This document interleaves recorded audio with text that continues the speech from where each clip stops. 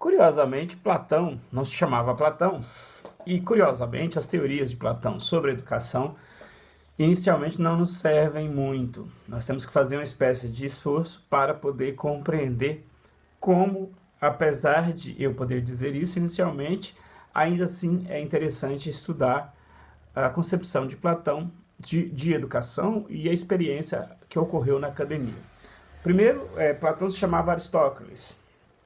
E esse nome, a Platão, alguns dizem que foi um grande caso aí de bullying na história, porque ele para alguns porque ele era mais forte fisicamente, tinha um tronco mais largo, e para outros porque a face dele, a testa era grande, e daí Platos, de prato, que a gente, né, da origem da palavra prato, que a gente conhece em português. Uma longa história. O Platão era filho de políticos em Atenas, portanto ele não era alguém estrangeiro. Isso era muito importante naquele contexto. Ele fazia parte do que a gente chama de aristocracia, das famílias ali da cidade. Ele tinha como parente o Solon, que era poeta, legislador, tinha sido, e também tinha parentesco com Cadmus, o último rei de Atenas. Dados biográficos, mas o que nos interessa mesmo é a ideia de Platão sobre a educação. Ele tem, e aí a gente vai entender uma intricada questão. Às vezes a gente precisa entender a teoria da pessoa, a gente não aplica ela hoje, mas o seu contrário é importante. No caso de Platão, ele concebia três tipos de razão, de razão, que seria uma razão baseada na temperança, outro na coragem, e uma outra na sabedoria. Saúde.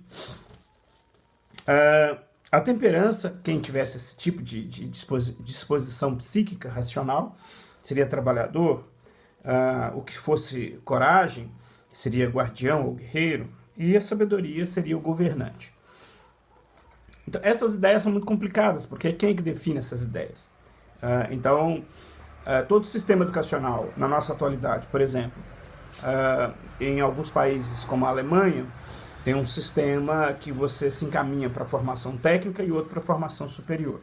Mas, por exemplo, no caso brasileiro, nós temos aí uma questão que nós não conseguimos propriamente avaliar um indivíduo se ele tem aptidão para técnica ou para um curso superior, sem antes imbuir nesse processo uma questão de posição social.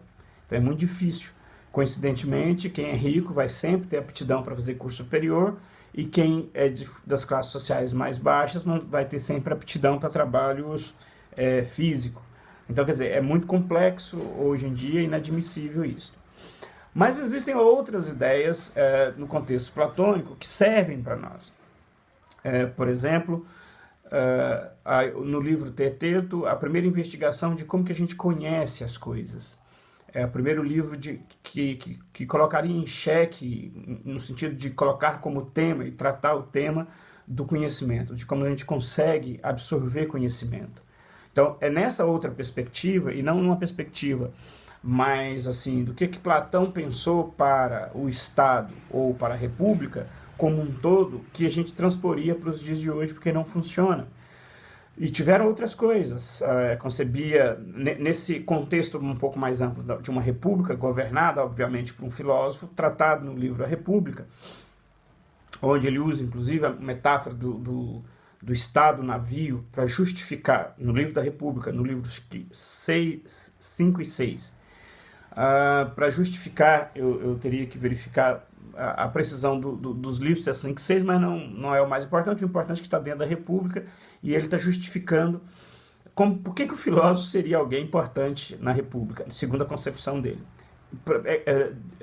Vale lembrar que na época dele também ninguém acreditava nessa ideia, e até hoje. E ele tentou por 3 vezes implantar a ideia de uma república filosófica em Siracusa, e se deu mal nas 3. Numa delas, eu creio que na última, foi até o tirano de Siracusa armou para ele, e ele foi preso por numa cidade que estava em guerra com Atenas, e ele virou escravo, e os alunos foram lá e compraram ele de volta.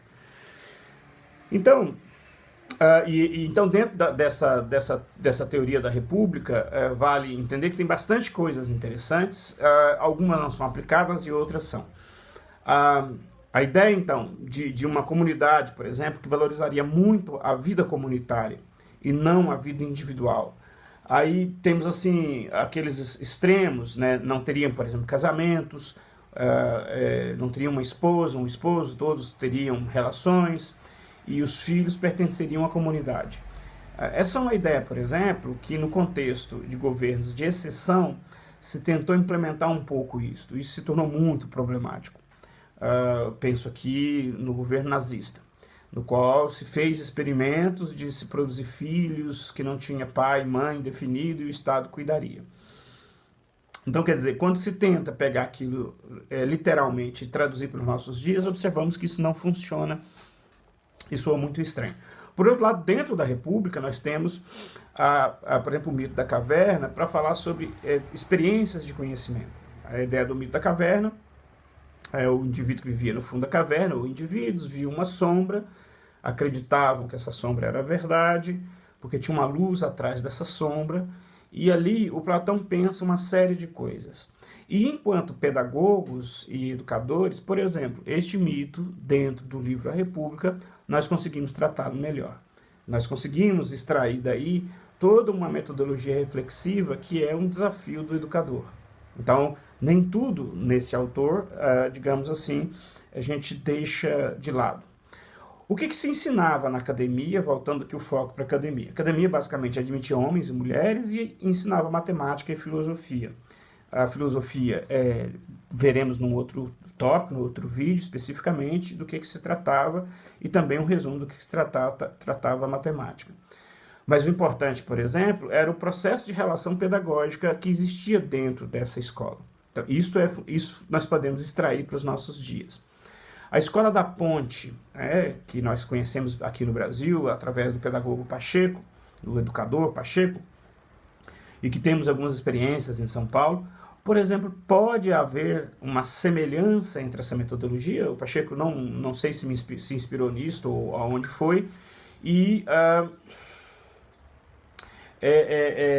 o Pacheco, então, talvez não saiba disso, mas existe uma semelhança na metodologia de trabalho, que era uma metodologia que, resumindo na escola de Platão, Platão não assumia propriamente um lugar de o professor que ensina algo para todos. Existia um grupo de pessoas mais maduras, que tinham um processo de relação muito próximo a ele, e alguns historiadores dizem que seria um processo de iguais entre iguais. E existia aqueles que é mais recente chegado, e que todos se envolviam num processo de pesquisa e de busca, e, portanto, existiria um protagonismo desses indivíduos na busca do conhecimento, sem uma ideia inicial de alguém que ensina e alguém que aprende apenas, mas um processo muito mais de interação entre alguns que têm mais experiência e outros que têm menos, e nesse processo os indivíduos eram muito mais protagonistas da sua aquisição de conhecimento. Então, este ponto nos interessa para a pedagogia de hoje. Agora, não nos interessa, por exemplo, que a academia não era uma coisa para todo mundo, era uma coisa para aristocratas, não era para os servos, por exemplo. Então, esses pontos aí nós não consideramos para as nossas questões. Nós não aproveitamos numa perspectiva para os nossos dias, né? Mas há alguns métodos de relações pedagógicas, que eu acabei de citar, e algumas teorias, como a teoria do mundo das ideias. Enfim, por esse vídeo é só, e voltamos num próximo, dando mais notícias, explorando mais temas da Academia de Platão.